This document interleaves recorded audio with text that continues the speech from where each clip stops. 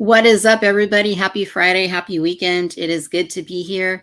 Cantina Social Hour. I'm super stoked. We have one heck of a show for you this evening. We're going to be talking about Jurassic World Dominion, and it's going to be a lot of fun because I got some of my most awesome friends in the whole wide world here to talk about Jurassic World Dominion, things we loved about it, things maybe we didn't like so much, and just whatever else comes up. Toys, maybe. Just anything else that comes up. Anything you guys want us to talk about, let us know here in the chat. And we'll certainly get to your questions and comments and concerns. Hopefully there's not too many concerns. And if they're good concerns, hopefully they're good concerns. We'll see. So first and foremost, I have the one and only Collect Jurassic. Tim, welcome to Cantina Social Hour. Hey, how's it going? Happy to be here, Victoria. Happy to be here. Glad you're here, Tim. It's been, I can't remember when the last stream we did was. Had to have been like the one we did with like Brad and Nick. And... Yeah, I mean, I've done a few this year at least, so I feel like it hasn't been too long. Yeah, there's definitely been a couple, but yeah, so I'm glad that you're here, and yeah, super stoked. I saw your post earlier about the what was it? I'm trying to remember. Was it Amazon? Is that what it was? There was something on Amazon, I want to say. Oh, it was like a Pyroraptor. There was the Pyroraptor and Kayla set, that went up today. So did you grab it? Okay, that's it. Yeah, I did. Yes. Good. Yes, thank you for sending the link over. Good. Awesome. So we'll talk. I'm sure we'll get to toys at some point. I mean, how can we not? I can't not bring it up. So yeah. It's social hour, it's like it just happens. It's gonna happen. Yeah, no, I'm ready for it. There's I'm no sure stopping everybody hears. No. Even if you told me I'm not allowed to talk about toys while we do this, I probably would still fail and talk about them. So we would never try to stop you and rob you of your passion for toys. Exactly. Tim, don't worry. That's not what we're here to do. Don't stifle me. All right. Very cool. Next up, making his debut appearance on Cantina Social Hour. It's been a while since we've done something together, but super glad that Mr. Matt Brando is with us this evening. Matt, how's it going? Glad to be back in the cantina. I actually just walked past Max Rebo, and he got very angry because I threw in some Bitcoins to his keyboard case. But yeah, how is everyone? How are you doing? Good. Thanks for coming on. It's good to see you. Good to see you guys as well. And we got one more person coming up.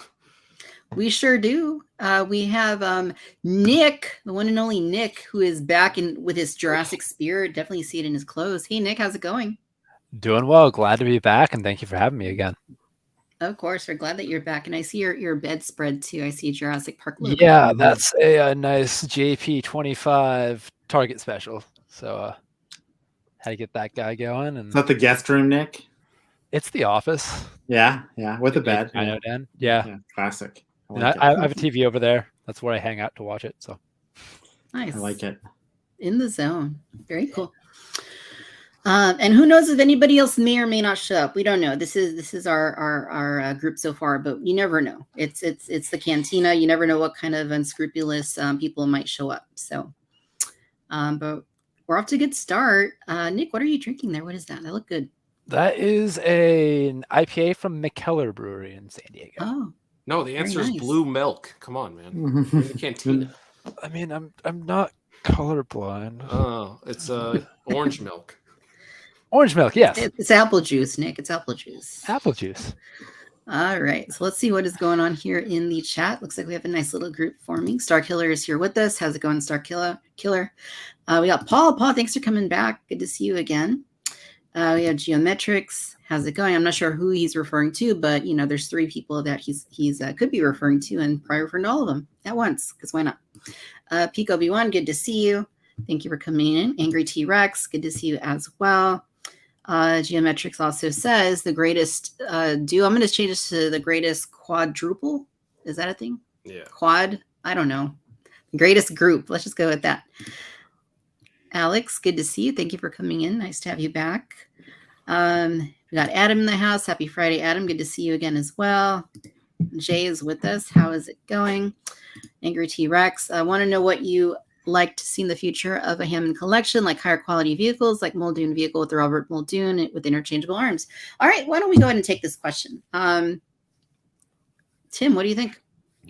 Higher quality vehicles. Yeah, I mean, I think the vehicles we have for the Legacy collection are pretty cool, but they probably don't have, like let's just take the Explorer for instance. It doesn't have like black around the windows. It doesn't have, I don't know. You could probably go and pick apart a bunch of different details it doesn't have that they could add, I guess. And maybe they could make it a little bit higher build quality. I'd rather they get to like more humans and dinosaurs before they get to vehicles. But I get it. I get that there's a need there of people that really want that kind of stuff. So. Definitely. And I heard one of the vehicles was missing a stripe.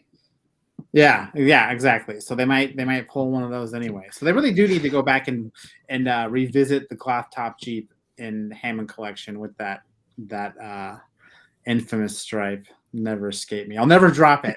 I'll never stop being mad about it. He's never gonna let it go. Yeah. All right. Matt, what do you think? Good question.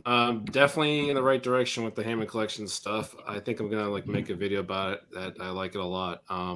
Lost World. I want more Lost World stuff from Hammond Collection for sure. I'd like to see like a Humvee. It doesn't have to be Hammond Collection. It could be Legacy, obviously. Just more Lost World. I was really stoked about the Sarah Harding announcement. Holy crap, that was great. Getting a rolling figure, awesome.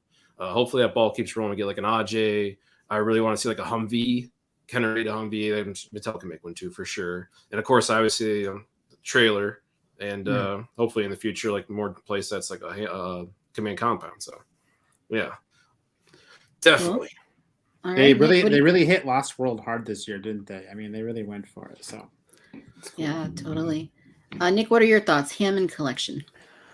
I'd like to see some expansion as far as the size of the line goes, because right now we have the big figure with the Rex, kind of a smaller line with the human, Raptor, probably what the Dilophosaurus and Gallimimus are going to be in, and then that kind of mid-size. But I really want to see the Therizinosaurus. Like the toy that we have is so cool, but having seen Hammond Collection stuff, it's like, oh, but what if? yeah.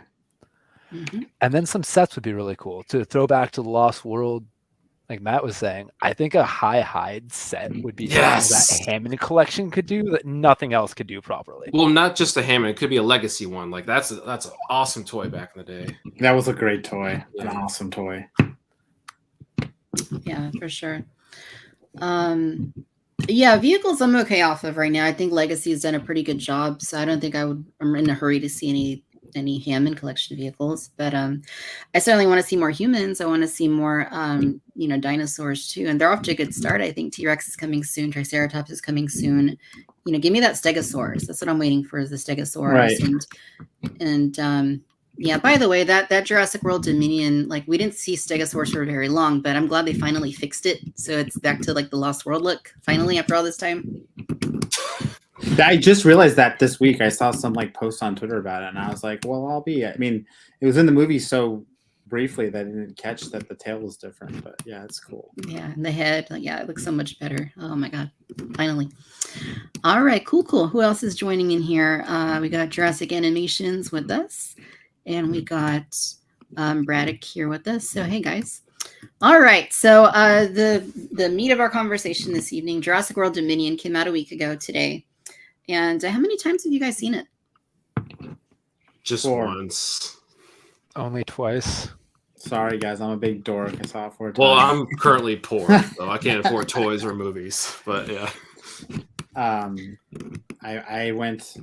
I had to see it in IMAX. I had to see it in Dolby, and I had to see it with my kids. They couldn't be with me for either of those 2 viewings because I needed to focus. So I ended up seeing it a lot. But the 4th time, I was like, "This is good. I'm good now. I'm good. I've seen it enough." Yeah, I've seen it just twice so far. But yeah, the first time I saw it, like I didn't know what to think. Like I thought it was interesting. I thought it was different.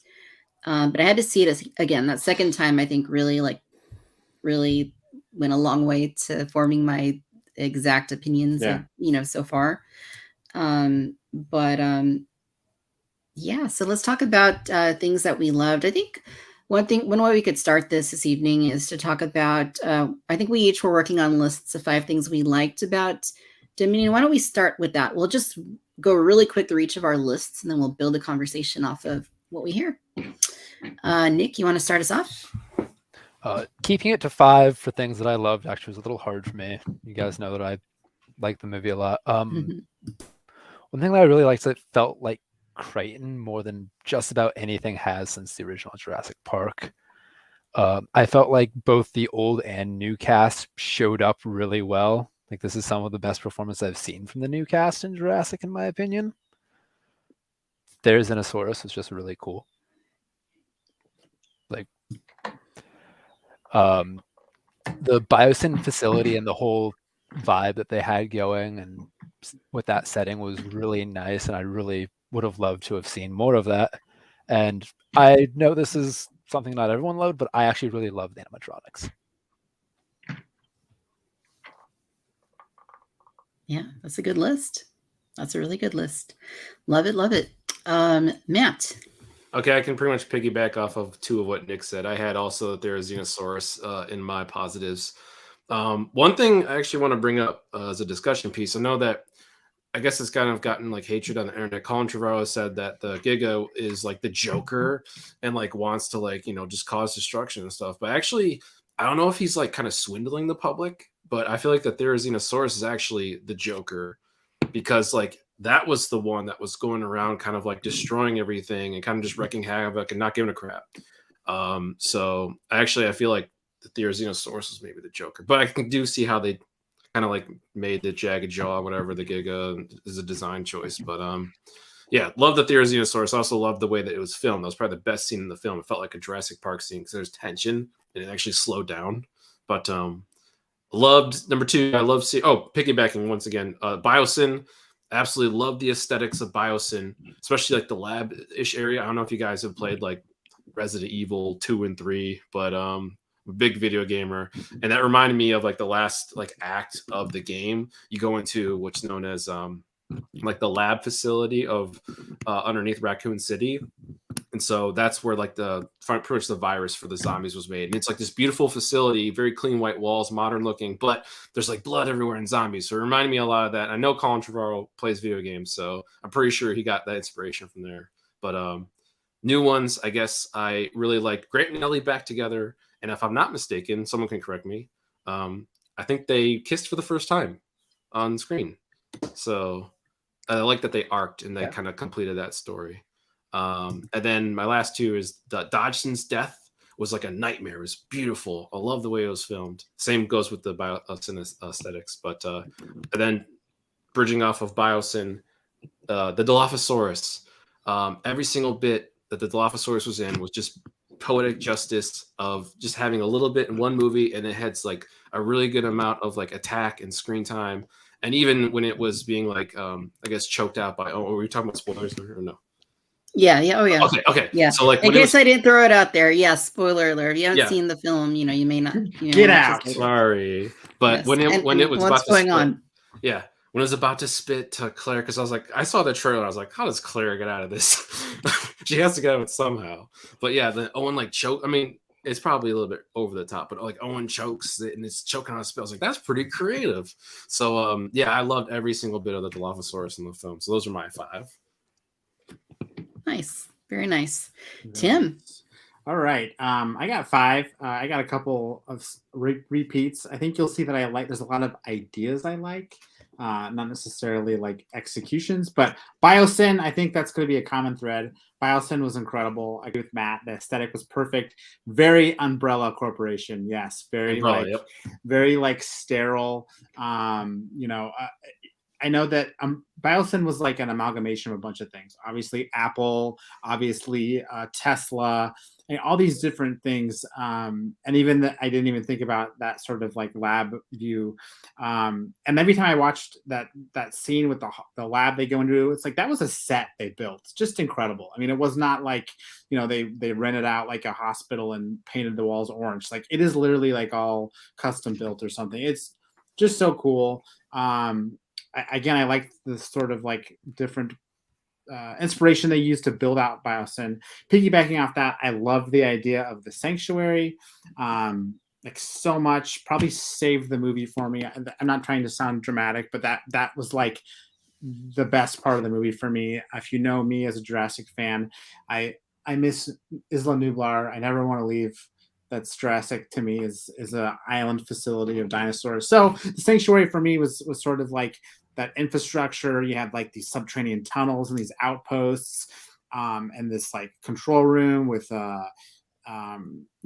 abilities to like make the dinosaurs like move with pulses. I don't know. It was all very like, oh yeah, okay, we're back in like a pseudo Jurassic Park sort of situation. So I'm all for that. I was really worried that Dominion was going to just be like all over the world dinosaurs, but that I'm glad they like brought it into a safe place for me, a jungle full of dinosaurs.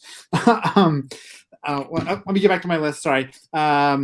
The idea of dinosaurs running wild and a government agency to track and capture them. I loved that even before the movie came out. I loved seeing the merchandise with like the Gallimimus Midwest Passage and like the T-Rex watch in like Northern California. Like I loved all that. I loved the fact that there was like this fictional, even like Franklin working for a CIA like special species division. Like all that stuff was awesome. I want more of it. I feel like they just showed me like this much of it and I wanted to know all about it. So many dinosaurs. I love just the fact that there was just so many different dinosaurs. I mean, it was like, it was more dinosaurs than I kept telling people who'd ask me how I liked the movie. I'd be like, oh man, there's more dinosaurs in this movie than any other movie, which is just, amazing. And then also I really liked some of the new characters like Kayla and Ramsey. I thought they were both great. I don't know if it sounds like they have plans to bring Kayla back in the future, but I love Ramsey and I would love to see him come back too. So those were the 5 things I liked about Dominion. Awesome. That's a really good list, Tim. All right, so I guess I'm up. Number 1, the cast. I thought that the cast, whether it be the original cast, the Jurassic World cast, the new characters were all very well casted. I don't know. Matt can answer whatever is the correct word there. But yeah, I thought they were all great. That doesn't necessarily mean they were all each utilized to the fullest or in like the ways that I necessarily thought would have worked the best. But I think just like the actual like cast was great. The action, specifically, I thought the Malta scenes were really well done. It felt very like different for Jurassic, but it also felt very like fitting. And like, I feel like Colin Trevorrow can go and do like a James Bond film or something. It'd probably be pretty awesome if it, kept building on that. And also like Claire falling out of the sky with the parachute, just like having the camera there on her, like through that whole thing was really cool. And then the sequence right after that with the Therizinosaurus and just how intense that was and, creepy and, it was really well done. I liked how the scope of the movie was bigger and more broad and more global.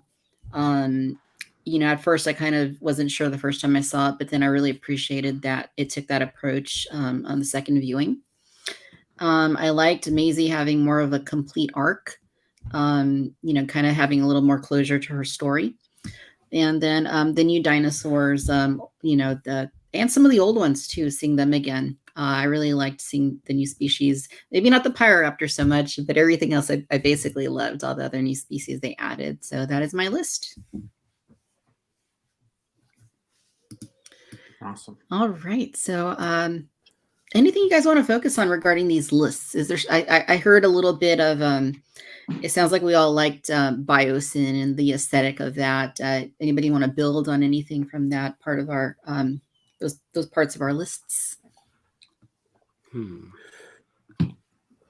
we get a Biosyn playset sometime? Okay, you just read my mind because actually I wanted to see what's it called, the Epic Battle Set. I want to see like kids can recreate that little like half circle, like recreation of the Rex logo, or that slab. Like maybe there can be like a breakable slab piece that can break and you can throw the T-Rex on it. I don't know. Just they should have really included that shape. That's a really good call. I mean, and probably like a cheap piece of plastic to pump out just to add something to that set. That's perfect. Yeah. Yeah. It can be like just like half sculpted and the other half can be hollow. They can but yeah, there's something like that'd be cool. But yeah, I really liked it seems like everyone loved it. I think I'd like probably the downstairs more than like the top atrium or whatever you want to call that, where that final battle was at. But I don't know, I love the whole thing. Yeah. Yeah, that Biosyn facility, it reminds me a lot of Jurassic World, we saw those like shots where you could see like all of these things off in the distance that you weren't sure, like looked like there was a water park and like some tree villas and stuff, like stuff that they never went to in the movie that was just thought of and was cool to think about and kind of imagine what was there. And that's what the Biosyn facility is like for me. I don't know if you noticed, but the whole top of it is green space. It's like, is there enclosures up there? Was it just like a kind of a eco-friendly thing, or there's like little towers coming up there. I feel like there's a lot of like thought they put into that facility and like all the different sub levels. Like I'm sure there's more there that they did for backstory that I would love to like get an idea of. But I'm happy to fill in the blanks for my imagination. But I love that kind of stuff. Yeah. Maybe we can piggyback off it. So Nick, did you see the news that the extended cut is coming to Blu-ray for Jurassic World Dominion? Yes, I did, and that is something I'm super excited about. I hope we do get to see more shots just in the Biosyn facility or in the valley. So as you're saying, it's a fun space. Yeah. It's unique. The aesthetic is the word I was looking for, Matt. So thank you so much for that. That's the word, like vibe? No, not vibe. Vibe. Aesthetic. Aesthetic was what I was looking for, though. And you said you game. I've been addicted to the Biosyn expansion for Jurassic World Evolution 2. And it's one of the few times that it's like, oh, I'm just going to sit for the next 30 minutes. This is pretty. Man, I want to get it, but like Frontier, they've given me like everything, and I emailed them about the Biosyn stuff, but they haven't emailed me back. So I can't afford it right now, but I do want to play it. I don't so blame bad. you. Yeah. I want to play it so bad. I kind of feel a little weird about it because it's like, hey, the game was originally slated to come out after the movie. Yeah. So I know that's a little weird, but I know a lot of people are complaining that like the campaign was not a campaign. It really wasn't. It was an extended tutorial. Yeah, exactly. The first game was a campaign. I love playing that mode a lot, but yeah. I think that's a good question though about the extended release. Like, what does everybody want to see in that extended release? Yes. Oh, Victoria, you're muted. You're muted, Victoria. You're muted. I'm pulling a Brad here. Pulling a Brad. Speaking of, bring him in. I'm pulling a Brad. Oh my God. All right. Sorry, Brad. And Brad just left. Yeah. So Brad has exited the chat. Yeah, I know we all saw the prologue, and the prologue was great, and I kind of wish it was in the movie because I think it would have been a really good like bookend to like where things started and where they are now. But I hope that's back in there because I think it would make it a little bit of a better, more like for those reasons, a little more cohesive. That better not be it though. That better not be why they're selling me a $30 Blu-ray to throw the prologue in there. I'll be mad. I didn't even think about that. If that's what they mean, they better add some other stuff in there. Yeah, Battle at Big Rock. What do you? Yeah. No. Yeah. I'm sorry. I don't mean to give them ideas. That just reminded me there's no after credit scene. Not to go off on a tangent, but like I was kind of bummed there wasn't an after credit scene for this movie too. But I know what I would like to see is Nick, you mentioned seeing more of Biosyn, and of course I would love that. All of that. I thought the last half of the movie was perfectly paced, explained how we got here to there to there to there. But the front part of the movie, I know we're kind of getting ahead of ourselves, but like it was like whiplash of getting to different places and for me and getting to different plot points. And I'd love to see in this extended edition a little bit of a slowdown, like maybe like introduce me to Rain Delacourt a little bit more. Introduce me to a little bit more the fact that there's like a illicit dinosaur trade instead of just being like, boom, here's this, boom, here's this. That's just my opinion. But I if there was one dream I had for that extended cut, it would be like a slowed down first hour. Honestly, I think that's just a gripe I have with the trilogy is that there needs to be an extended cut for all three films. Like, I feel like the pacing I think the most beneficial one would be Fallen Kingdom. I do want to see an extended cut of Dominion, and I feel like Victoria kind of already mentioned one of my negatives, but I'll bring up kind of a negative early.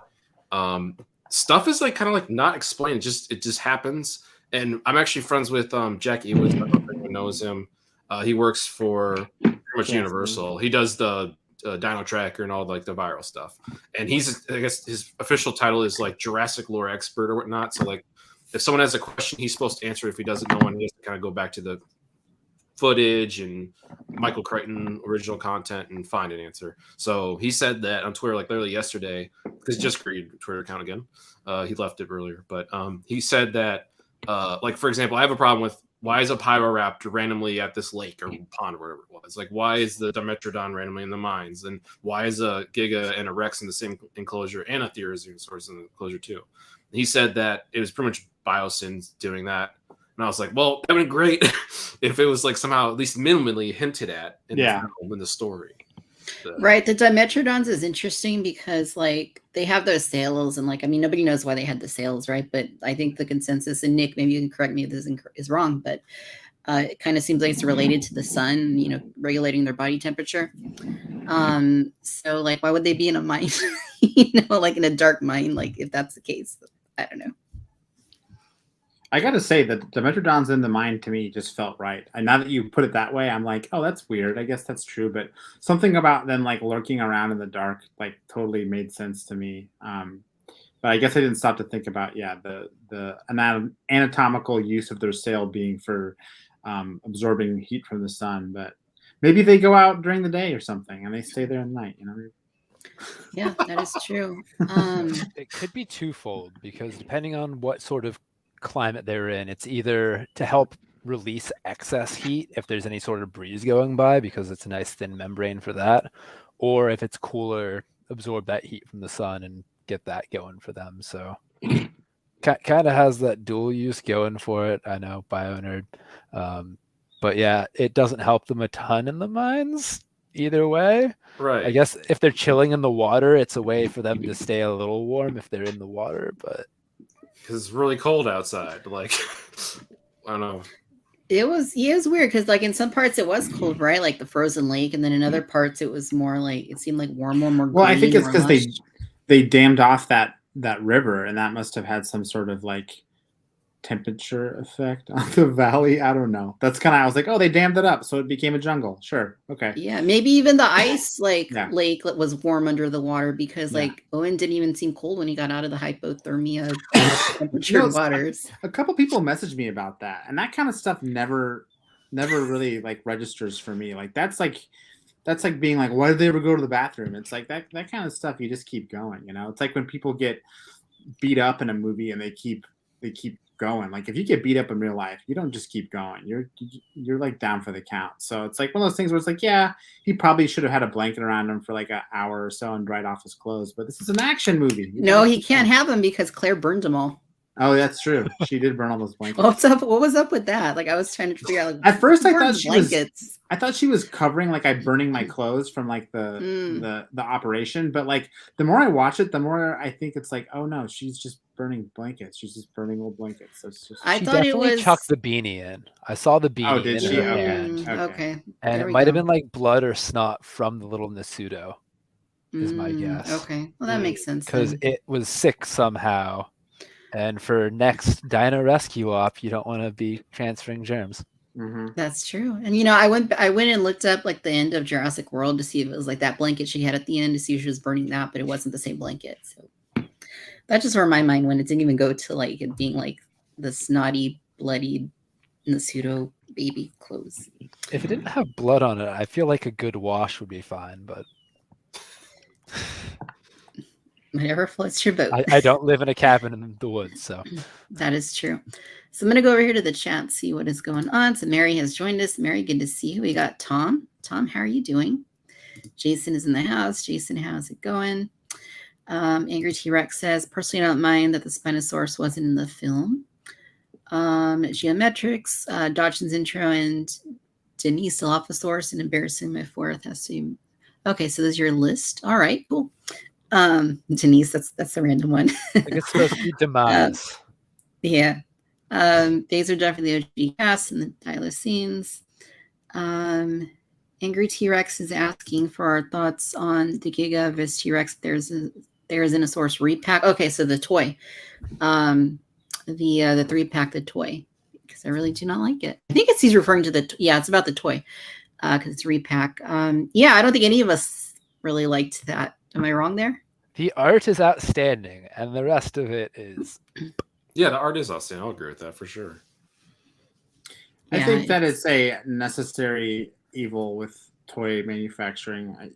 It's obviously a bummer of a set, 100%, but it's like complaining about repaints. It's like this is how they fund their.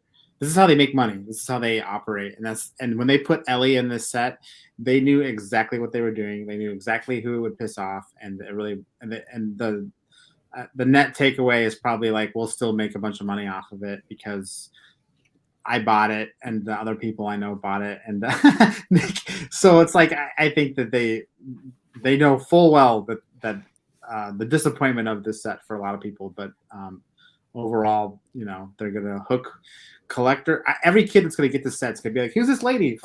And every collector is gonna be like, "Why did I buy all these stupid figures I already have?" So it's kind of funny, but yeah, I don't like it yet.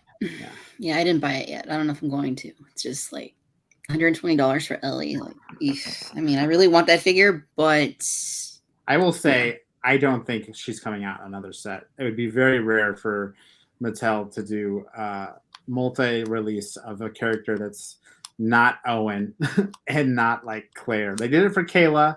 Granted, Kayla's kind of the brand new star, but I just can't see him doing it. But I'd like to be wrong.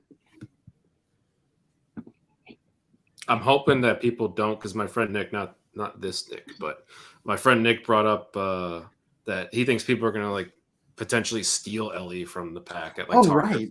Because I see that all the time for I used to collect wrestling figures. Like people would steal the belts out of the figures, and just guys, come on, they're a couple dollars on eBay. Like, but yeah, she's right where you can get her. It's not even like she's hidden. She's right there. People can pop her out. Yeah. I definitely think that's going to happen. That's a good point. That is Buy a good point. Stolen Ellie off eBay for $20. We'll be lucky if it's $20. Yeah. It'll be less than 120. Otherwise, you might as well just buy the set. Yeah, it's true. So I have the T-Rex. I don't have the Giganotosaurus. It's not out yet. I don't think in the U.S. by itself. At least I don't think it is. So I mean that'd be the only like driving factor of just not buying it and waiting for that set, and then getting that Ellie at the same time. Otherwise, I can't really see me needing it. So we'll see. Things change, right? Sales happen. Might find it on clearance. Who knows? You never know. Our friend Mike is here saying Dimetrodons aren't really dinosaurs. No, they are not. They're more closely related to mammals. Nick, is that correct? Yep, they're synapsids.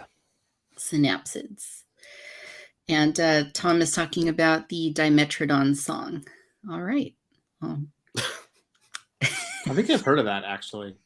Yeah, Tom knows all kinds of things. So, yeah, we'll have to look it up later. I love Dimetrodon because it was my first Kenner toy I got as a kid. That's the one that's the one you said you're going to be buried with, right? Exactly. So it's my favorite. I do think they should have done one in the background that was like green sail with yellow spots, but that's okay. At least they put it in there. Yeah, I thought that too. Like, the toy, like the legacy of Dimetrodon in the toys goes back to the beginning. So to finally see it in a film after all this time was awesome. Yeah, exactly. Or they should have had like Grant and Ellie like wrestling it, like that little card art with the die cast, like they should have done something. I feel like that's a missed opportunity. Maybe in the extended cut. Yeah. I'm trying to remember why we were talking about being buried with toys. What was it that precipitated that? That's a really good question, but I definitely remember saying that I needed that to be buried with. So. It was like a comic we saw, wasn't it? Like where it showed like Andy from Toy Story buried with Buzz and Woody. That was it. We'll be together forever. Yeah. That's what it said. Inside the coffin. Oh, God. Oh man. Rolando is here with us. So I have an idea for the post credit scene in the extended cut. What if the post credit scene is like you just see 3 dead Dilophosauruses, and then you see like a hand, and then you see like standing up, it's Dodgson. I liked him. I would like him to not be dead. That'd be great. Yeah, he was. I liked him too. I thought, at first I was like, do we need Dodgson? Not necessarily, but I think he was very well like portrayed for sure. He like hits the gym and like gets super buff and comes back as like He's always eating. Dr. Snare. He's ready to. Yeah. He's got the cowboy hat. Oh god, the trench coat. And everything. Exactly. Oh man, I'm not Dodson anymore. I'm Snare, Dr. Snare, or Scrap Davis. Right on. All right, so let's talk about things maybe we didn't like so much about Dominion, and this time we'll go in reverse order. So we discussed 5 things we loved. Let's talk about 5 things we didn't necessarily love so much. So we'll go in reverse. Nick, you're up. 5 things you didn't necessarily love about Dominion. This ties into the extended cut, but the pacing for the first part was kind of all over the place. We had a really kind of long intro, and then Malta, I felt like we barely were there, which I guess the characters were barely there either, but I feel like it warranted a little more. So pacing was not my favorite, but to Matt's point, Fallen Kingdom pacing was a lot worse. That should have been 2 movies. The timeline introduced by when Maisie was born and when Lockwood split up with Hammond and all that, I somehow rectified it in my head, and I don't even remember exactly what I figured out. So that was a little odd. Yeah. The Now This segment. I like that. Just it felt weird and forced, and like it should have been a separate prologue thing, like the prologue that was. You're on camera, hon. Say hi to my wife.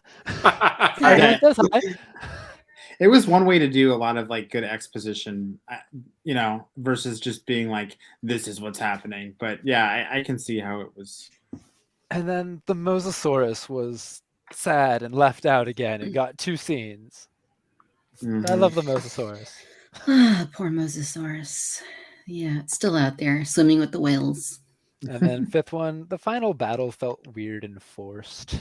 I feel like they could have done without most of that, and everyone would have been cool. I felt a little bad for the Giga. Poor Giga. Yeah, I mean that's a good point. They're we saw at the end there were other Rexes there too, right? So I mean, didn't that automatically make them like the main like predators there? I don't know. I kind of wonder if they were brought on later, because they did say it was a sanctuary where a bunch of dinosaurs were shipped to afterwards. Well, building off what Matt said, what's his name? Is his name Jack Anthony? Oh, Jack Ewens, yeah. Yeah, he said on Twitter that that they were already there. They'd been brought in with the Sorna shipment, but you go read his Twitter thread. He had a whole reason why they weren't like attacking Giga with Rexy, but yeah, that at least we have that cleared up. That actually would have been a cooler final battle. It would have been 3 of them. Well, you know what? I was talking to Andy today of Andy's Dinosaur Toy Reviews, talking about the film, and he was like, that would have been the perfect spot for Spinosaurus, not Therizinosaurus. If like Giga had like seemingly killed T-Rex, and all of a sudden Spinosaurus was like, hey, and then they both worked together to defeat Giga. That would have been kind of cool. That's a neat idea.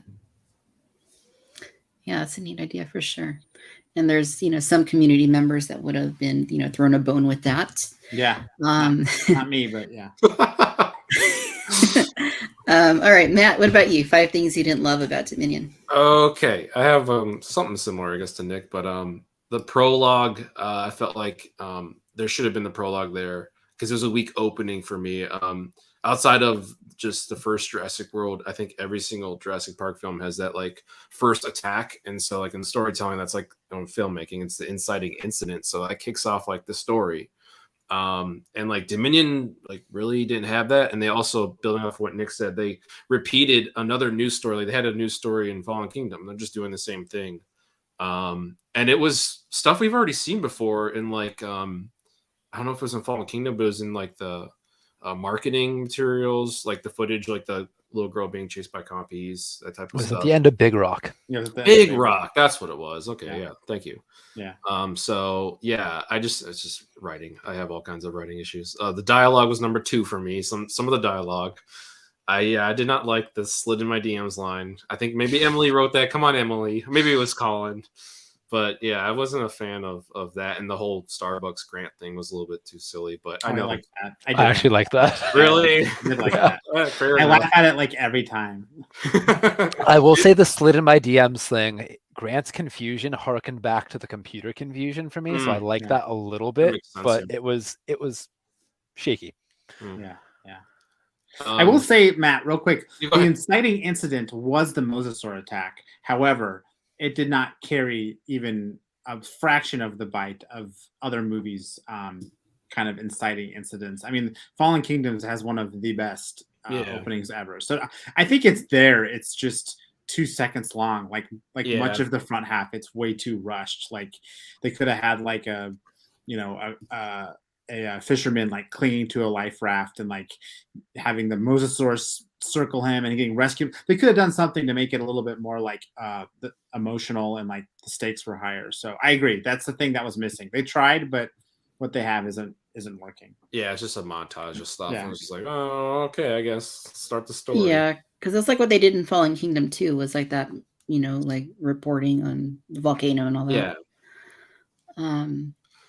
Okay. Number 3 was Malta. I liked it, but I didn't like it. It felt like it wasn't Jurassic Park for me. Like I was watching that, I was taken out of the movie. Actually, I was like, this is like it literally is Fast and Furious. I was like, I remember when I saw the trailer and I saw Claire jump a building, running from a raptor, and I was like, oh my goodness, please no. Hopefully, like something dramatic happens. She's like finds some kind of weapon or is saved by someone, because like this is crazy.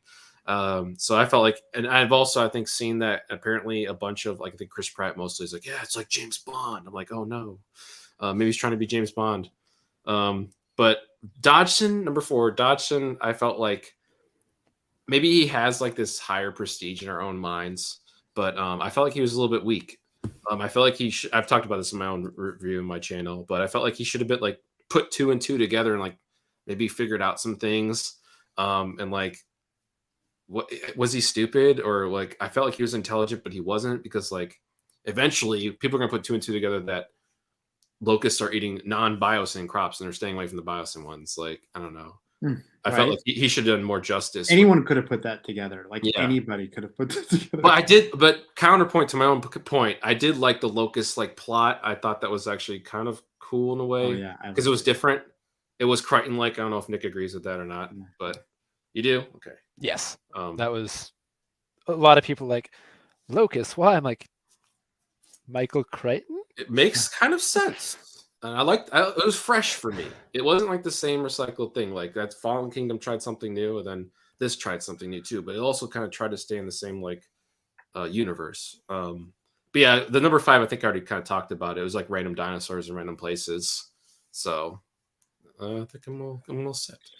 It's fascinating how all of us fans have different things that are totally contradictory to what we like and don't like. Like I love Dotson. It's interesting. It's just like you'd think as fans we'd all be like, we all hate this and we all like this, but it's definitely all over the place. Well, I think the thing that made me think that was, I thought it was going to I talked about this in my review. The thing that was going in this direction, they show a shot of him from the side, and he's like looking down, like eating his peanuts or whatever. And he's watching like secretly Ian talk to Ellie, and I thought like, okay, he knows that they're plotting something and he's gonna have them caught. And then I forget the one kid's name, the smart young kid, his number 2 in command. He rescues, maybe he was gonna rescue them.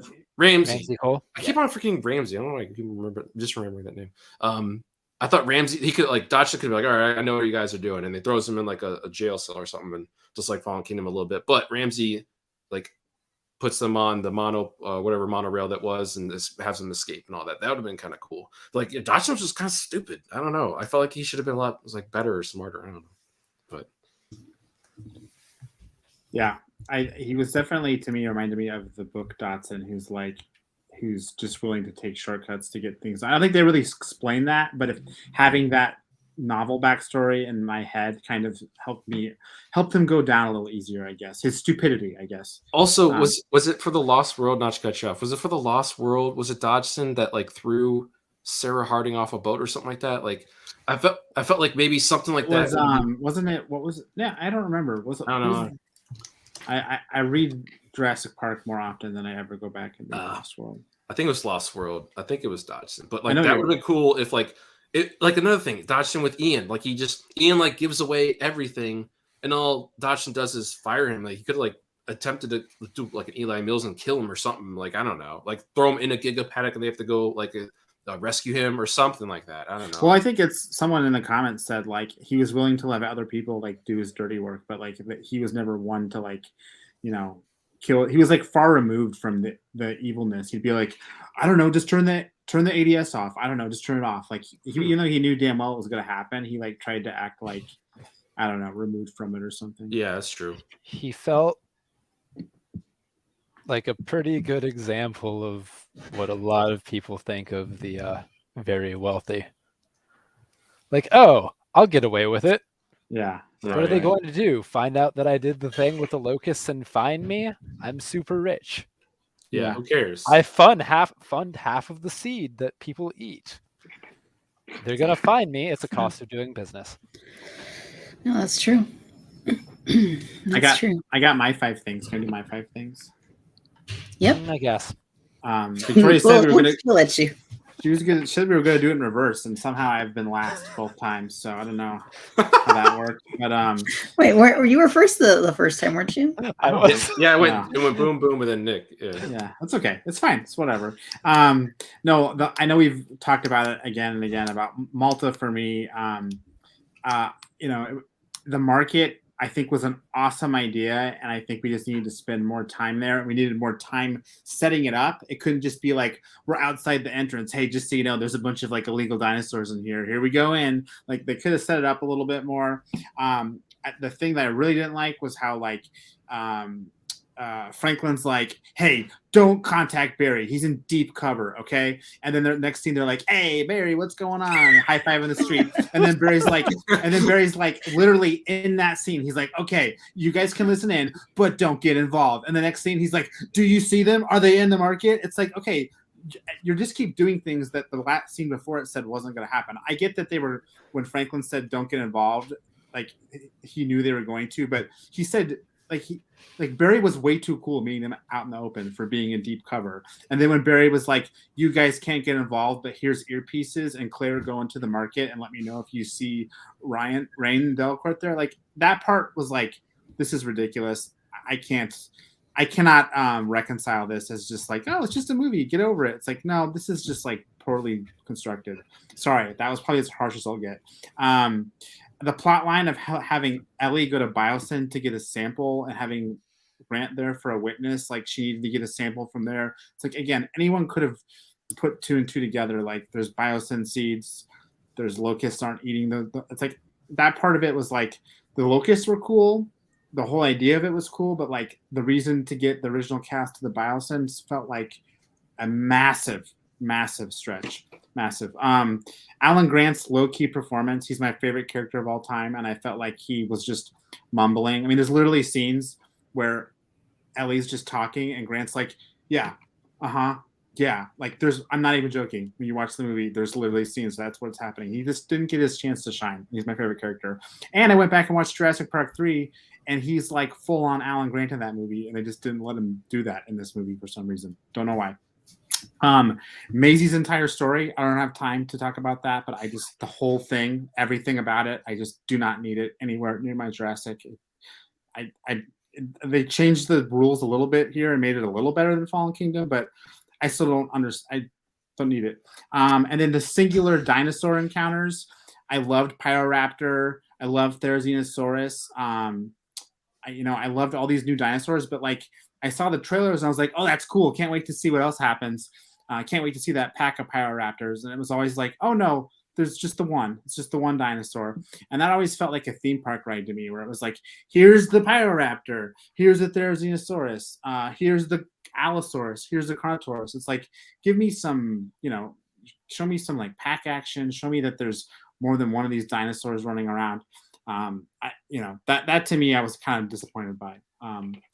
I could keep going, but I do love this movie. I do, but there's just some things that I really just not for me. Yeah, no, makes good sense. I mean, there's a lot of things that stand out as not being ideal, but I'd say this movie has some of my favorite ideas in the entire franchise, which is what's exciting about it for me and what keeps me watching it. So there's that for me. So right on. So I'll go through my list. Number one, the plot was more driven by the locusts than the dinosaurs, which seemed a little odd given the trajectory of the whole, Jurassic franchise up to this point. Which, is fine. I agree. It was a neat plot point. It was interesting. And, it kind of, the Maisie stuff came in to help resolve that with Dr. Wu and all that. But I kind of feel like there should have been a little more of a focus on the dinosaur plot too, because that's kind of been like the big thing. Oh, what's going to happen now? They're out in the wild, this and that. How are we going to coexist? And then like that just kind of got forgotten, it seems like, as the movie went on. I feel like with Claire, there wasn't really like much of a closure to her arc. I know she has a little conversation with Ellie towards the end, and that was kind of that. There wasn't really like anything like that really like. I feel like Maisie got more of like a resolution to her arc than Claire did. I feel like the CG was a little odd at times. I'm thinking like Blue, like in the school bus, and it just like seemed really like jerky, the movements, like almost like it was like one of the stop motion type things, but like sped up. It just seemed like there were instances where it just seemed a little odd. And, I was asking my husband when he thought about it, because we were watching Prehistoric Planet, and he's like, oh, these look more like real than the ones in Dominion. I'm like, oh man. So yeah, and just some of it looked a little odd, like some of the CG with the dinosaurs looks a little odd. Not necessarily the case when the animatronics were on screen, but the CG itself at times looked a little unfinished or unpolished. The final battle was definitely weak. I forget who mentioned the final battle. Was it you, Matt, or was it Nick? It was Nick. Okay. Yeah, it seemed a little, for me, it seemed like, it maybe didn't even need to happen at all, but it seemed like it was a little weak. Like Rexy, for her age, she keeps coming back and saving the day, like the last 3 movies in a row. Keeps getting her ass kicked and having someone else save her.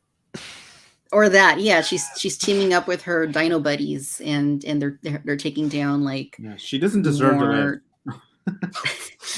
It just, I think it would have been okay if she would have died along with the Giganotosaurus. Like, they would have killed each other in the battle, and then that would have concluded her story. And then then you see, oh, the 2 Lost World Rexes are there anyway, so they're still Rexes.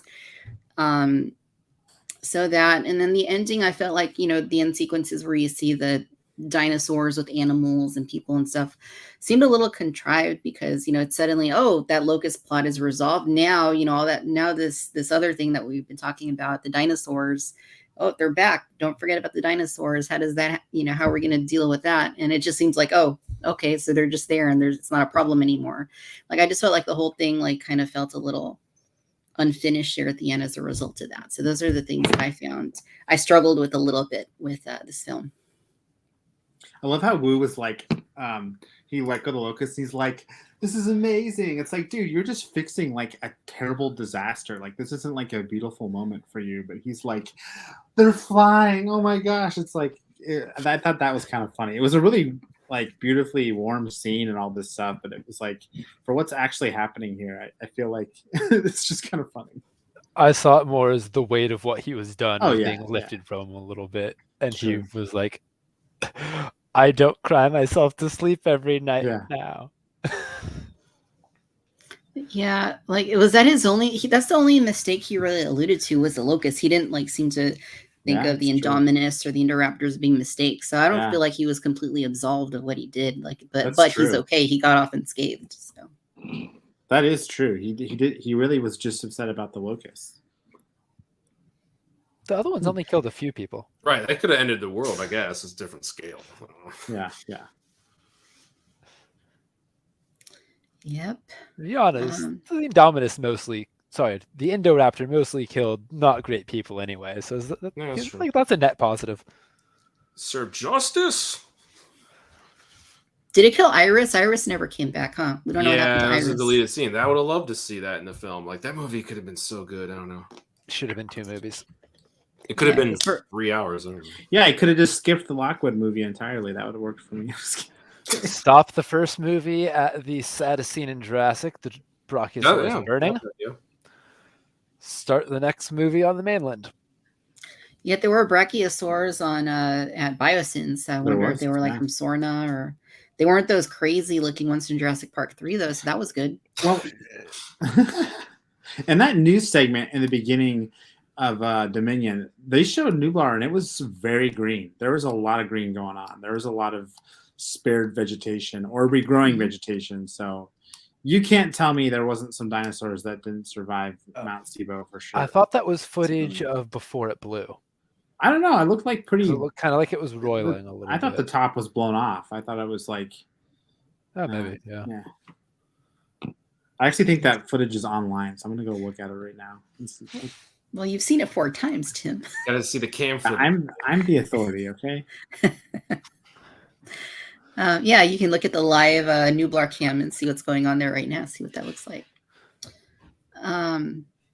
Cool. Well, these are all good lists. Clearly some great things about the movie, and clearly some things that are a little problematic and ultimately unresolved. But maybe there'll be another movie to deal with that at some point. Do we think that any of these cast members are coming back in the future to another potential Jurassic film? I hope Barry is. I guess Yes. there's kind of a point I was thinking of when we were all discussing stuff past like 10 minutes. Like, I liked Kayla, but I felt like Barry should have been in that role. And my friend John, he's on YouTube, he actually brought up that Malta could have just been deleted completely. Like, why do you have to have like a handoff to go and then to Biosin? Why couldn't Biosin just like have hired Rain Delacourt or whatever, or the girl, Sonia, I think her name was, to just transfer Maisie and Beta over to Biosin. But I felt like Barry, he didn't have much to do, and he's always being like rescued by Owen in all these films. And I felt like that guy could have been like a badass. I don't know. I felt like he could have been a pilot, and it could have been that guy that, and then it was even more bonding with Owen with the Power Raptor and all the other sequences.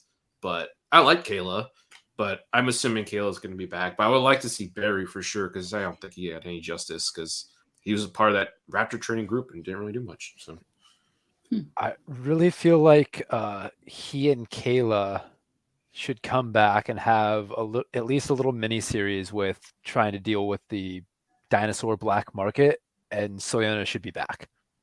I want her to come back because I love Deacon Lockman. I know I don't know the actress's name. Throw Lowry in there too, and then I saw her in Altered Carbon, and I'm like, she is super good. So I was stoked to see her, and I feel like the 3 of them can be back on that plot. Mm-hmm. Yeah, throw Lowry in there, and then it's Lowry and Franklin behind the computers. I liked Franklin more in this movie. Like, he was a little more, last one he was just kind of their comic relief. This one he actually like seemed like he was a person, which was kind of neat. He does more than scream. it's true. So, I mean, do we agree there's going to be future movies, Jurassic movies? Is that the future of this franchise, that there will Probably. be? Unless the movie stops making money tomorrow and they decide to take a hiatus because it doesn't make them money anymore. Yeah. They'll just do like spin-offs, I'm assuming. They're not going to continue going another 3 or so. Maybe they'll just go the Star Wars route and just give just a bunch of random spin-offs to different people. So, Yeah, that's true. Could be like a Jurassic Park story, and it's like a separate. It's like it's in the Jurassic universe, but it's a separate event or separate stories. Or yeah, now it's so open. You can literally take like one character, like a Wu, and you can give him a prequel movie or whatever, Like, you can give Claire her own movie. Like, you can adapt a book or whatnot that was written about her. So, yeah, you can do anything literally now. That's part of what I was hoping to hear from you guys, what you'd be interested in as far as that goes, continuing or rolling back and seeing things. What would be like your ideals? Wait, to go back to a prequel? Is that what you're saying? A prequel or a continuation, like from here, what would you want to see? Okay, I know. Go ahead. I know. Tim, go ahead. I was just gonna say my $1 million idea, real quick, is the single horror movie like coming out on like Peacock that's like sort of medium budget. That's just all about someone like surviving a Therizinosaurus, like singular movies based around like one dinosaur. Kind of how we get those survival movies based around like a bear or something. That's my $1 million idea. If they do it, they totally took my idea. So I love it, except Peacock. I know, but that's where it would be. I mean, I'm just trying to. It's a horrible streaming service. trying to give Universal the right idea. Yeah, streaming service like series would be interesting. I would like to see 2 movies. I want to see pretty much like the Jurassic Park, the game, the Telltale game. Like I want to see them try to like get because we don't know how the shaving cream can was retrieved. So I want to see like a better version of Jurassic Park, the game, and then I want to see like a Trespasser, the movie. Like just a single lady Yes. thrown from a plane and she has to survive Site B. That'd be cool. Yeah, I love that game so much. Some guy yesterday, I showed Derek today. He's like, oh my gosh. Someone made a VR and they haven't finished it, but they did the beach and they showed it off, like the beginning of the game. So Does it include the health meter in the VR? No. I'm kidding. Yeah. I'm kidding. It's like that being a buggy mess and that are like the 2 things the game's most famous for. Oh, absolutely. Well, then I always remember like the stiff arm. And Yeah. if you have the shotgun. Yeah. Funny. Jurassic Dave. Man. Hey, Dave, how's it going? Compies on a plane at Jurassic store. Yes. That's perfect. He needs That's Sam perfect. Jackson, but he's his brother or something. Yeah. It's Ron Arnold. Ron Arnold, exactly. Who incidentally lost his other arm on the job. Oh gosh. Yeah, I mean, whatever they decide to do at this point, I feel like the main story's kind of done. Obviously there's still dinosaurs out there, and short of another meteor coming and slamming into the earth and killing everybody and everything, I guess there's possibilities for the story to veer in different directions still if they wanted to continue it. So and backwards, and they could go backwards too, and that would mean more toys too. So kind of hard to say no to that. If you guys have never read Jurassic Jam, the Topps comic, it is the best Jurassic comic, and it's all set before Jurassic Park opens. It is so good, and there's like Dennis Nedry like tanning and getting chased by like a herd of stegosaurs and stuff. It is awesome, and that's like they could take that comic and make it into a movie if they could. It's so good. How do we think that the Barbasol can was retrieved? Like the embryos are only good for a certain amount of time, right? How do we there must have been some plan for like Dodgson had to like, in case Nedry didn't make the boat, somebody like tactically like seek him out, right? Or to find the can. Like it had to have been pretty quick. Yeah. I think they're going to show it in Camp Cretaceous next season. Yeah. That's what, in a month? Yeah. Yeah. Which it's like, woo, great. Okay. That'll be interesting. Yeah, exactly. And it'll be fine. As long as this doesn't end up on the Barbasol can, they find it like on that other island. Like, surely they'll find it. I don't know. I guess we'll see. We'll see. No. The island with the biomes. There's only 3 seasons of Camp Cretaceous. What are you talking about? But no, I hope that they explain how it got from the waterfall into, because it hasn't been shown anywhere else besides Nedry dropping it and now in this scene, right? It's shown up nowhere else. So yeah, right. It was buried with mud. Maybe there was like a GPS. Well, did they have GPS in '93? Maybe there was a little like tracker in it or something. Military definitely did, but I don't know if it was that small. Yeah, I don't know. Maybe there's still shaving cream in it after all these years. Maybe- He could have used that Right. to thwart off the Yeah, divorce. exactly. Exactly. I was waiting for him to step on his glasses, weren't you guys? I was just totally waiting Right, for yeah, that. it was too. But thank God Colin didn't do that. That's Yeah. one thing I did not like about Fallen Kingdom. There's way too many callbacks. Yeah. I've So seen this- people, have issue with this movie for having a lot of fan service. I'm like, really? I mean, there was a couple scenes, but I didn't think it was like egregious. Like I thought it was like, I thought there could have been more. Honestly, that was one of the things on my list that I struck off. Was like, I needed more callbacks to Jurassic Park. They had a couple, but I could have used more. I was just so done with them after seeing Fallen Kingdom. I was like, come on, Colin, do something new, bro. Mm. Like, Put Ian in unbuttoning his shirt. I mean, That was hilarious. I lolled at that. I thought that was a good one. could we talk about the cast real quickly? It's like yeah. Was everyone of you satisfied with the original cast, what they did in the film and screen time wise? We were talking about Grant a little bit. And then also, are you satisfied with how they interacted with the new cast?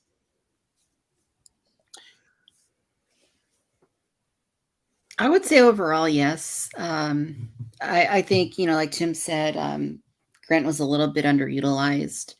And there wasn't like a Grant moment per se, like where he imparts some like interesting like metaphor or some wisdom or something. There's a little bit of that at the beginning when he's talking to his students in the dig site, but it doesn't really go anywhere. So I kind of feel like that would have been nice to have gotten. I think Ellie was used pretty well. Malcolm, for the most part, used pretty well. And as far as the interactions with the new cast, I thought it was done pretty well too. At least with Owen, like he was kind of their fanboying a little bit, right? He's talking about like how you read Grant's book and stuff. Not so much from Claire. There wasn't really a whole lot there. Like, maybe, probably she's trying to forget Jurassic World, maybe. But overall, I thought it was handled pretty well for the most part, with some exception.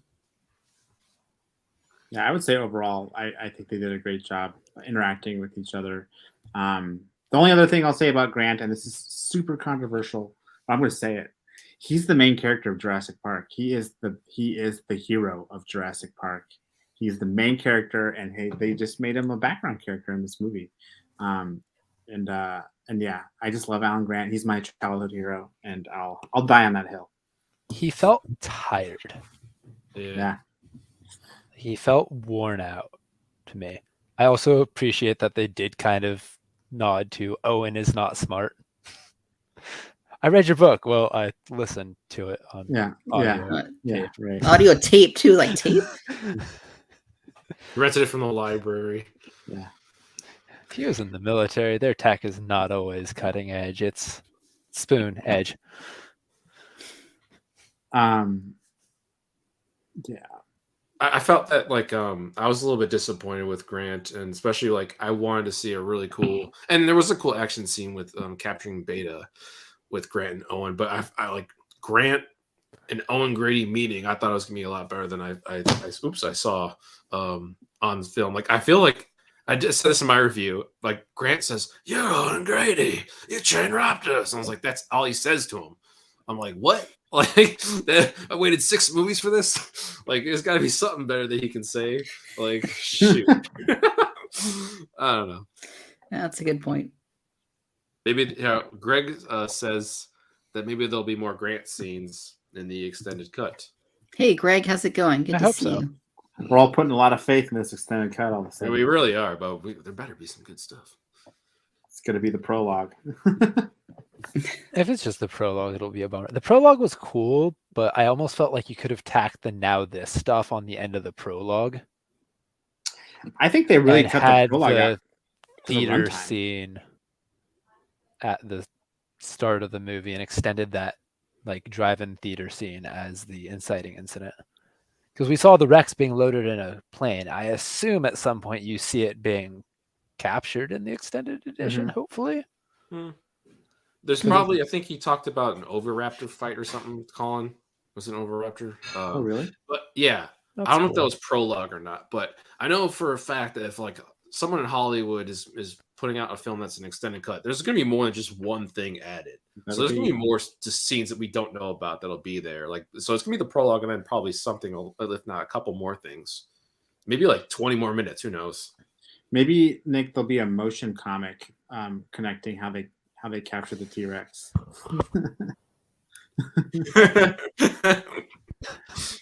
I feel like the prologue would have added so much to the beginning of the movie, but I'm including 10 minutes, and that's why they cut it, because they were just like trimming all the fat. And if you didn't see it on the internet, too bad. I heard something about there being a fight scene with the Lystrosaurus in the arena in Malta, and I feel like seeing more of the black market would be cool. I really just want to see more of that side of. I know in some what is going on. Coloring book or some sticker book or something, there's a render of Lystros with a harness on it, like a saddle almost. So I don't know, maybe something to that, like you mentioned, a fight or something. I'm assuming stuff that's been filmed like animatronic wise, like they're probably not going to go back and finish CG stuff, but if it's already been filmed, if it's a dinosaur, yeah, it'll be there. So did anybody think it was odd when Owen thought the Giganotosaurus was an Allosaurus? Yes. It's like, dude, you worked at Jurassic World and like you were around all these things, and there was literally Allosauruses at Jurassic World too. So yeah, you would have seen this. But that's a nice callback to Jurassic Park 3, where the dude working at a dig said Baryonyx was bigger than Suchomimus. So yeah, maybe. He's just in his shack, man. He doesn't know any species in Jurassic. Yeah. But Maybe he never like went around the park. You know, maybe he was like that guy. He was just now I'm not here. That's it.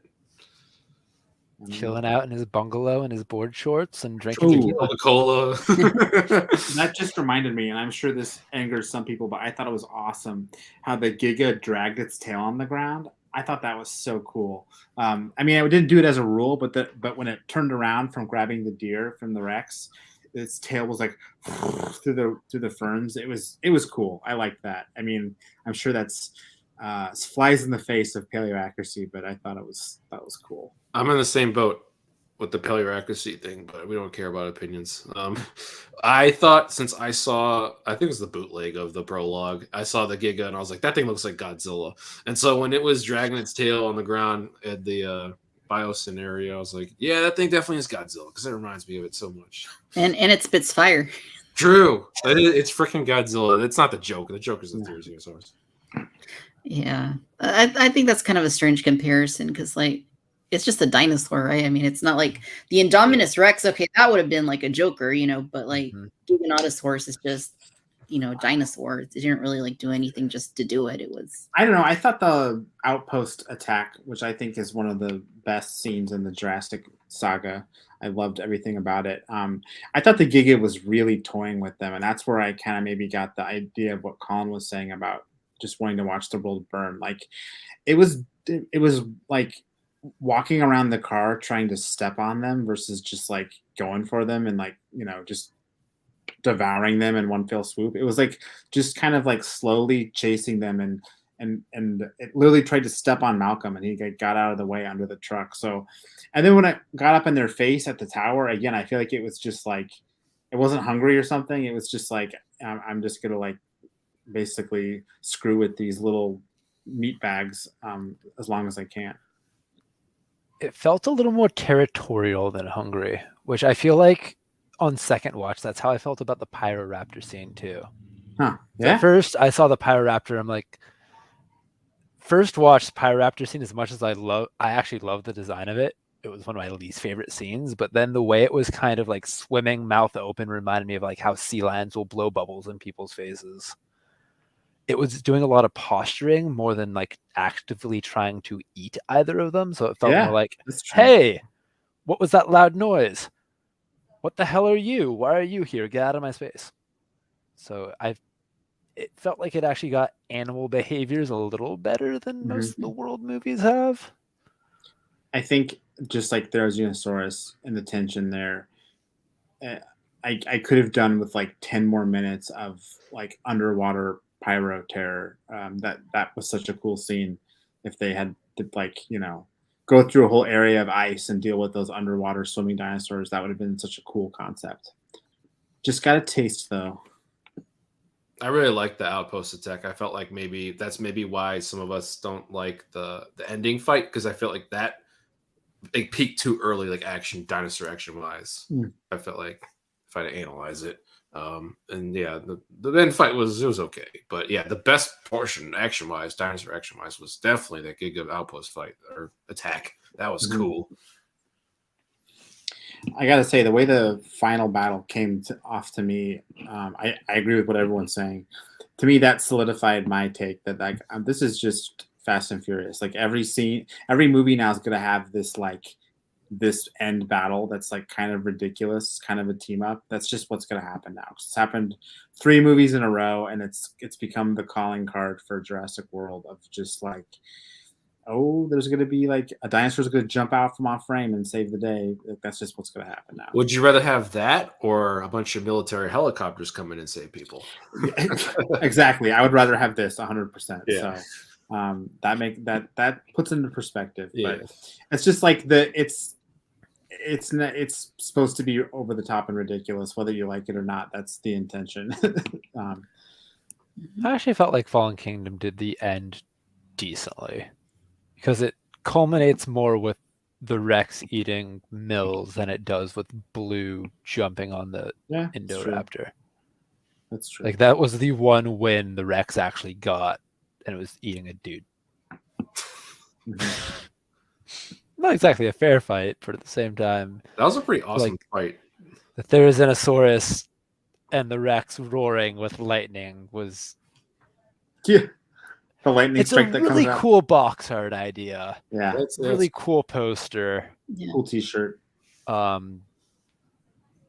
It reminds me of like those 80s, like kind of Magic the Gathering art-esque looking van side panels with like the lightnings and potentially unicorn or horses. Yeah, put on a Van Halen shirt. Yeah. Exactly.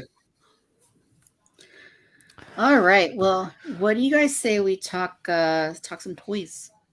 Yeah. Yay! Yeah. All right. So, what have we been collecting lately? What's the latest?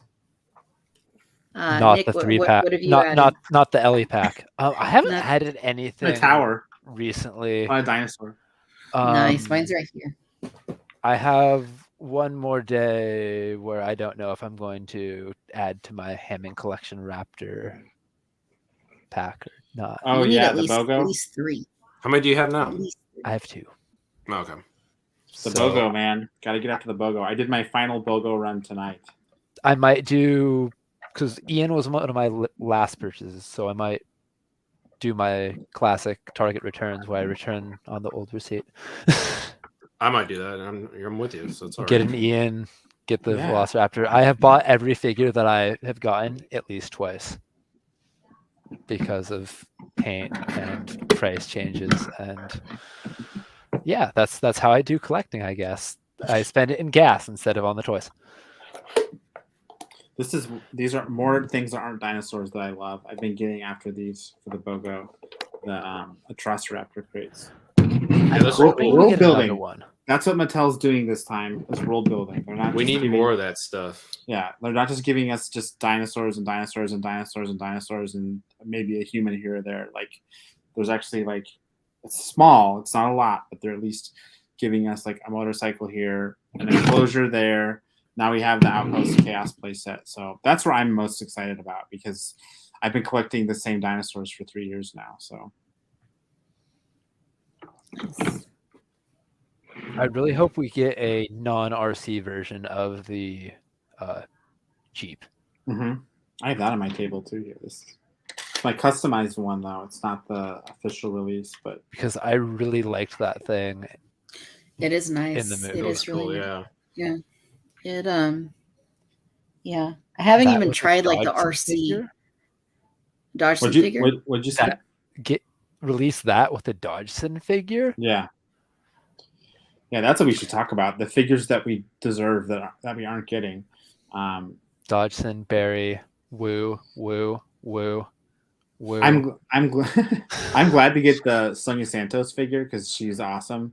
But why did we get a Rain Delacour figure? Like he was in the movie for like 3 seconds. He looks ridiculous. I He mean, does. he doesn't look cool. He looks like straight out of Red Dead Redemption 2. yeah. He just looks ridiculous. And it's like, Sounds like it, did we literally get this figure for little kids to like hate kill with their dinosaurs? Is that what his purpose is? It's like, I don't know. I can't believe he got a figure before Wu or Dotson. Even Dotson, it could have been hate killed, but I guess Dotson looks like a little boring old man. I don't know. He could have come in this Outpost playset Yeah. instead of just the repainted like Yeah. mercenary. Maybe this is supposed to be Dotson. Maybe we got it wrong. This is supposed to be him. I call that the dad bod mercenary. Yeah. But at least he's a different color. He's not green again. Yeah, Not yeah, wearing yeah. green. It looks like Arnold. That's the Terminator right there. It's like, did someone make some lightning strike behind some dinosaurs? I'm here for that. It kind of looks like a Duke Nukem figure. Yeah, it does. It does. It just really looks does. like somebody's dad in the face. It just looks like an older, just white guy. Yeah, it could be anybody really. Yeah, so I got the Outpost playset that came in this morning from Big Bad Toy Store, and the Dimetrodon with Dr. Grant. And I haven't opened either yet, but that came in from Amazon. So those are the latest things only things I've gotten this week, I think. So, yeah, they're cool. I love this new Dimetrodon. It's great. I like the battle damage a lot, but and I was like, how can anything top that one? But then the one that comes with Grant actually is very much more movie oriented looking. So I think it is a little bit superior. The paint budget on these human packs seems to be greatly increased compared to like the individual figure releases. So Yeah, they look good. it's kind of funny. Like I think it's wave 3 of Ferocious pack has a Dimetrodon without extreme damage, and it's like it's like inferior to like this one that comes with Grant. It's kind of funny. But Yeah, hey, they look basic. Yeah, whatever makes people buy human figures and therefore then create more human figures is okay with me. well, the story packs since 2018 have probably been the best thing they've made every year, or when they release them. That Claire and Gyrosphere is like 118, awesome. At least maybe might be like 180 now for new. Like, Nick, damn. I got you that one, Nick. I got it from you. I love you, Tim. From Kohl's, like way after the fact too. You said that. I'm like, that's honestly. I think there was a post on Twitter the other day. It's like, what was your favorite like of the original Fallen Kingdom line? And I'm like, probably the Claire and Gyrosphere. Yeah, it's a cool set. Yeah, it's a good set for sure. I think that's the only Gyrosphere too that can fit the two figures. That was a toy, like because the Kenji one's just a one person, and then the RC is a completely different toy. So I don't know. Yeah, I think the Kenji one is the same one that comes inside the Gyrosphere blast vehicle. You know, when you're driving your armored truck, yeah. You just shoot yourself out in a gyrosphere, just like the movie. Deleted scene. Just like the same thing. Yeah. How else are you supposed to splatter compies? Yeah. You didn't see that in the movie where Gray and his brother shoot out of an armored truck to get into the Gyrosphere Valley. They go, oh, and the thing I don't like about that clear one though is that one side of it's cracked, so you have to kind of pose it a certain way to look. Yeah, cool, that stinks, but it's still pretty cool. I think that's the one I have. Yeah, it's the one I have on my shelf here. This one I got some some campers in it. It's a great one. Re-release it, Mattel. Give us a new one. I feel like a lot of the human, or at least the first two human packs, they have that like screen printing style of paint rather than just the standard paint app. Yeah, I know what you're talking about. Right. Where you can like see the pixels on it. Yeah. Which I don't hate. Yeah, that Dimetrodon is just awesome. And the Pyroraptor is cool too. I know I've already told you my piece with that Pyroraptor. It's one of the better ones. But it still doesn't have those long arm feathers that you'd want to see on it. They kind of make the dinosaur design. So I want to see that in Hammond collection because I think they might do justice to it there. Mm-hmm. Hopefully, maybe. Yeah. But that's another story pack that looks better than the $8 version. So definitely. Yeah, Hammond collection. It's like the savior of everything. It's enough to make me want to not collect everything else obsessively because hits the spot so good when they do a figure in it. So Make the whole thing Hammond collection. Yeah, just make it is. I know it's this one of the best things they've done, and you know, probably the best like overall Jurassic like subline since the Kenner stuff. I mean, it's just it's consistent. You know, some of the humans, you know, like, can be a little bit better, but everything else, the dinosaurs, you know, just in the price point, you know, is really like it's really good prices. So I don't know how they do Don't it. say that too loud; they'll change it. Yeah, I know, everything's right? going up. I don't want the toys to go up too. Like the fact that the eating people T-Rex, I don't remember what the new one's called. The Rex for the that one is $5 less than the Hammond collection. Yeah. It is interesting.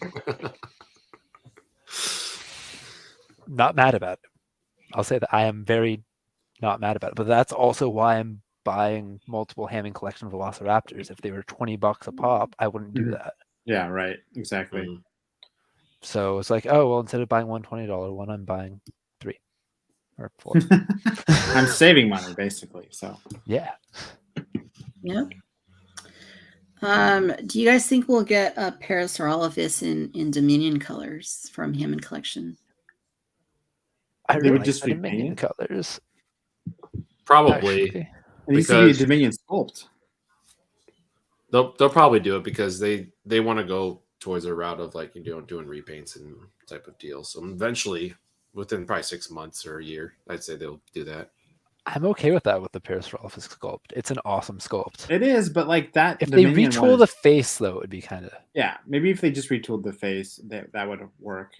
Just pop a new head on it. It'd be. That was some of my favorite CG in the movie. Was that Parasaurolophus up close? I thought that was well done. Yeah, I agree with you, Victoria, that Blue's CG was consistently weird unless she was standing still. Yeah, it's like a video game. Her run was really bad. I don't know what it is because I didn't really have a problem with it in the other 2 movies. I don't know. I thought it was great. I thought Blue was beautiful in Fallen Kingdom. Like I was utterly convinced that it was a real dinosaur in some of those shots, but in this movie, it was just like, you know, that scene in Fallen Kingdom in the lab where it looks up at the camera and it's just so obviously CG. Like that's what this whole movie felt like for Blue. I don't know. I think in the first film, when is it Gray says Owen, and then it's like the camera pans from Blue's like side of her face inside of like the little cage for the mask, like a muzzle or whatever. It pans over to them, but if you watch the pan, it's like the rotoscoping or whatever of the eye that because it wasn't an animatronic, it was just like, I guess, a plain like just blank canvas wrapper. Yeah, then they painted on and stuff. But like you can watch the eye like not stand still as the camera pans the way the eye kind of moves a little bit. I'm just like, oh my gosh, how do they do that? Like, why would you not? That always that kind of stuff. There's another Jurassic World scene that drives me crazy when Blue comes running in from the fountain at the end to attack Indominus Rex. It's in slow motion, and she's running in slow motion, but they didn't capture the footage, the plate in slow motion, so the fountain in the background is running at like 15 frames a second. It's not a fluid slow motion. Like she's running slow motion and fluid, and like the background is like Walker Texas Ranger slow motion. I'll have to watch that and look out for that. Yeah. I catch it every time. Nitpicks though, those are just nitpicks. It's not like a cloning sub story that I don't like. That's just fun. Yeah, they still never really explain like exactly how Maisie was made. I guess you can kind of fill in the blanks, but like it's like okay, so she was a clone, but she wasn't a clone. It's like she was, I don't know. She was a clone. Even Dolly the sheep had to have a surrogate mother that wasn't a sheep. Yeah, that's how mammal clones work. The same as they don't just have the dino fetuses pop out of the test tube and grow; they're in an egg. So mammals still have to go through the whole mammal thing. Yeah. There's a lot of like ethical stuff to unpack with that whole situation that I don't even think they ever really thought about. But like that's So obviously the mom could have used like a sperm bank or something, or some sort of way to get pregnant, but she didn't want to because she wanted to have this. She like wanted to like have her brilliance or something. Like I don't know. She had a terminal illness and she didn't want. I didn't really catch. Was she just trying to like live I again, think or I like might have an answer for this. okay, At least this is me figuring out the convoluted as heck timeline. okay, I think that she knew she had the illness and thought she had a way to fix it. And eventually, like, the idea of her working on that might have been what drove Lockwood and Hammond apart to begin with. And eventually she worked it through to the point that she actually tried it and it just happened to work. but it happened with her baby. Like, why did she decide to have a clone of herself? I guess would be my question. My Like, why? best guess would be it would be something that's probably a female only gene, and if she happened to have a male baby, she wouldn't be able to try it. Might be dead before she could. So she just had this child out of like an experiment. Like Maisie was just like a guinea pig for her to heal herself or something. Might have been a guinea pig to see if she could heal in general.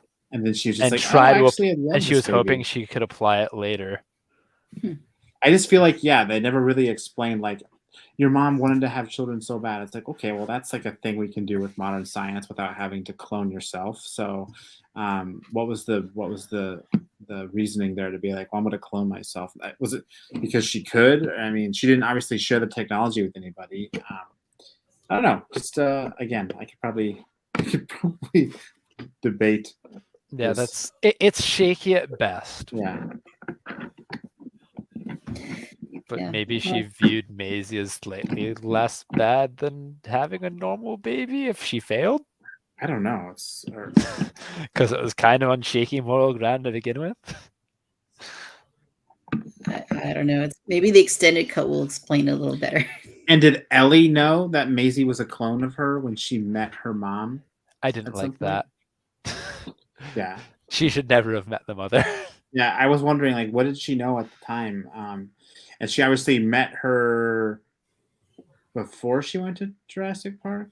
Does that sound right? It would have been after she went to Jurassic been Park, after. but before she was Perjurant. So when did Hammond die exactly? Was it like 2001 or like was it like around Jurassic Park 3 or before that? I'm trying to think of the timeline. Was it supposed to be like 2005 or something like that? I don't know. Oh, I thought he died before Jurassic Park 3. Oh, But I don't know. That Probably it was was- I think what he I saw thought. it and then like died of a broken heart. I think is the canon explanation for it. I think. Because he was sick in the Lost World, right? So I mean, probably not Yeah. too long after that. And then Masrani took it from Hammond, right? And then, like, so yeah, you're right, Nick. The timeline is just really weird because like Maisie's a kid. I mean, she's how old is she? Like 14.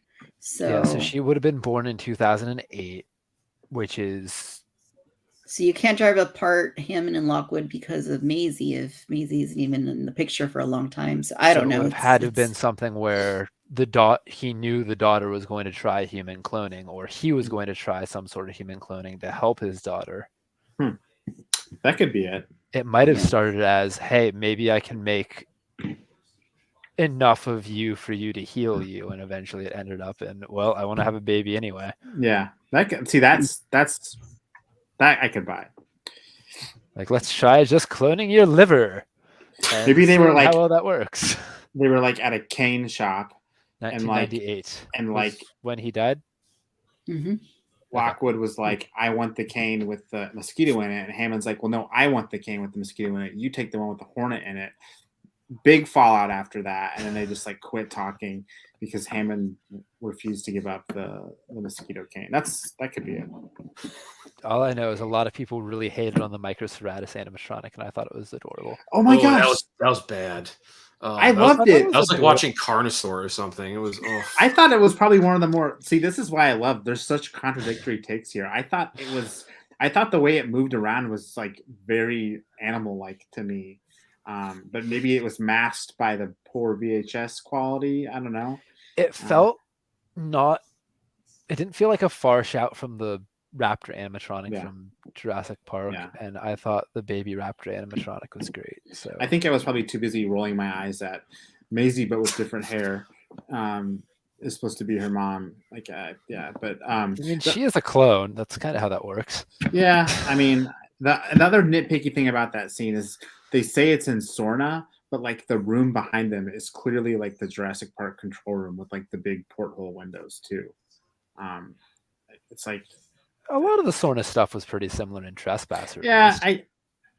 yeah, It's all built by the same company, most likely. maybe. I just thought they was like a miss. They could have just said, why did they just say Isla Nublar? I mean, I guess because it wasn't the factory floor, but Growth of Sorna is a miniseries I'd love to see. yeah. And frankly, the building of Jurassic World, a lot of people have, including me, have said they'd like to see more on that. And I feel like showing the rise of Biosyn could be a cool, like, simultaneous. Yeah.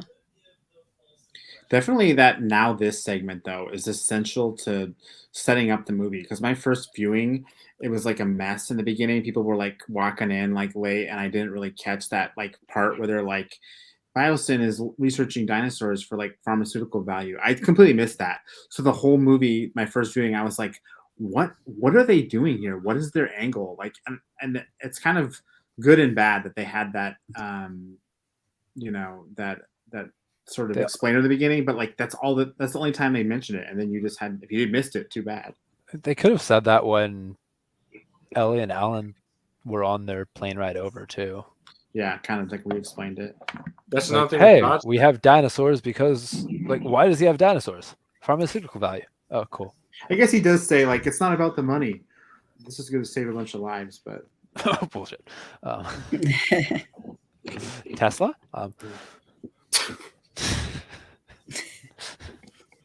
I have opinions. It's okay.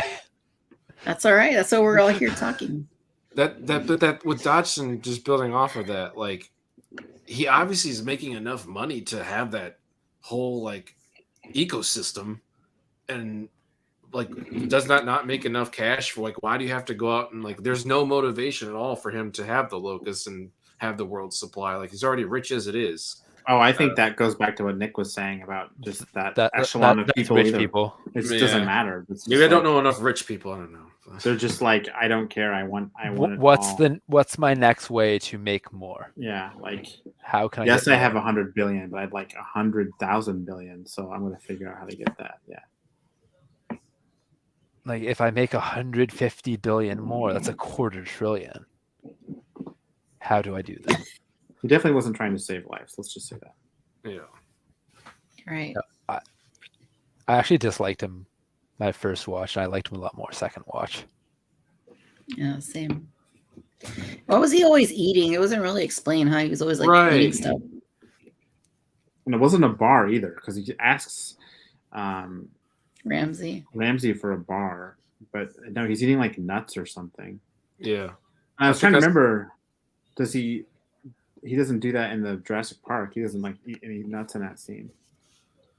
I think I saw on Twitter someone said it was a brilliant detail by Trevorrow that I guess rich people or people are in rich and creative positions of power, they nervously eat. So okay, yeah, they just constantly could have had him like eating like a plate of like key lime pie with whipped cream on it in every scene, like a nice little callback to Jurassic Park. I'd say look up Tim Cook, Steve Jobs, and Elon Musk and see if they have any like favorite snacks and see if it was grabbed from that. Maybe. But yeah, I saw that on Twitter. I was like, oh, okay, whatever. Just another weird thing. Well, cool, you guys. So we've been going on 2 hours now, over an hour and a half. Any other thoughts you want to share that we haven't maybe focused on, or any other things you guys want to mention? Or I mean, this is just my opinion, but I think it's awesome that you host these chats. So thank you. Well, thank you for coming on to them. Thanks for coming on to them. Appreciate that. Sorry, Dave, we took your spot. No, because I think you can go up to like 8 people. So. Oh. Yeah. Maybe next time. Tim, any other thoughts? I just hope they keep making play sets and toys. That's really all I care about. If if they make a couple more movies and they're okay, that's nice too. But I just want them to keep making toys. What that means justify the ends for me. So that's really the only skin I have in the film game. I mean, I obviously am a Jurassic fan for life, but the first two movies were more than enough for me. So anything after that's just icing on the cake. But yeah, I think Dominion. It was good. It didn't disappoint me like a movie I won't mention, but it was good. I liked it. Right on, Matt. Any final thoughts? Yeah, building off of what Tim said, like I'm back, and because I am voting with my wallet, the kitchen pack with Lex brought me back. The Roland Tempo set brought me back, and then the Hammond collection announcement was like the seal. So like I'm very hopeful and I have faith for the future that like those are the things that I wanted. I'm gonna buy them because I'm with my wallet. So I'm gonna continue to do that stuff. Not buy the stuff I don't want. I'm gonna get that play set. I want, like I said, Tim said, more play sets. I think actually I was texting Tim on Instagram, like because some kids were like playing with the whatever capture truck that was. It looks like a Kenner style, like, and they're playing with that in the middle of the little backyard that they had, and they had dinosaurs all around. But they were playing with that truck, and like these kids need these things. So it's true. I mean, just again, like I've been collecting these toys since my kids were born, and they're pretty indifferent to Jurassic toys, probably because they just see them so much and they're not special to them. But the second I got this playset, they have not been able to stop playing with it. They like love it. So that's just goes to show you, like, dinosaur toys are just dinosaur toys. What makes Jurassic toys special is that world building and that like playability. So I really hope they keep doing that stuff. Cool. Totally. I mean, that's the whole story of Jurassic, right? Is people living alongside dinosaurs, from small scale in one park to, global scale. And you need to have the that play between human figures and world building, vehicles, play sets, dinosaurs, all of it to really recreate that. So let's hope they stay on that trajectory and continue giving us things, and also things from the films that we love and characters that we haven't yet seen. And I think we'll be in pretty good shape. So all right, I think everybody knows, but Tim, where can our viewers, listeners, followers here go to? I'm over here like playing with this while you're talking. I can see that. Yeah. I can see that. It's so cool. Collect Jurassic on Instagram, Twitter, and Facebook. Just look up Collect Jurassic. Here on YouTube as well. Budding YouTube channel, and then collectjurassic.com. Awesome. Matt? Just if you see the handle down there, I'm on all the good old social medias and YouTube as well. Okay, Nick? If you really want to pick my brain about things, Jurassic Nick 16 on Twitter, and Nick is late to the party on Instagram. But these three all deserve your follows. So if you aren't following them, please do. They're awesome. Dang, your old name was so cool. That wasn't the handle. That was just the name that I had instead of Nick. Oh, which one? You should have just made it private instead of public. I don't know. And then I would have never met people like Tim. You can just follow him, and then I don't know. Maybe you're right. I don't know. It's weird. You could have slid into my DMs. You could have done that. They can send you questions about synapsids, right, Nick? Yeah. Anything bio. Okay. I'm a science nerd. Let's talk about thin membranes, Nick. Let's go. Nick's like a real life Alan Grant, basically. Yeah, work medical now, but it works. Used to be marine bio. It's been a journey. If you want to talk about science, hit me up. You tell you about mosasaurs too, then. Okay. Yeah. All right, good stuff, you guys. Thanks so much for coming on here. It's been a lot of fun, and thanks to everybody in the chat that's been watching and following along. This will be available for replay in a little bit, so if you've missed anything, you want to go back and watch it, you'll totally be able to do that. Guys, thanks again. This has been fun. Let's do this again sometime. Heck yeah. Definitely. Thank you so much. All right, thank you, everybody. Have a great night. Bye. Bye.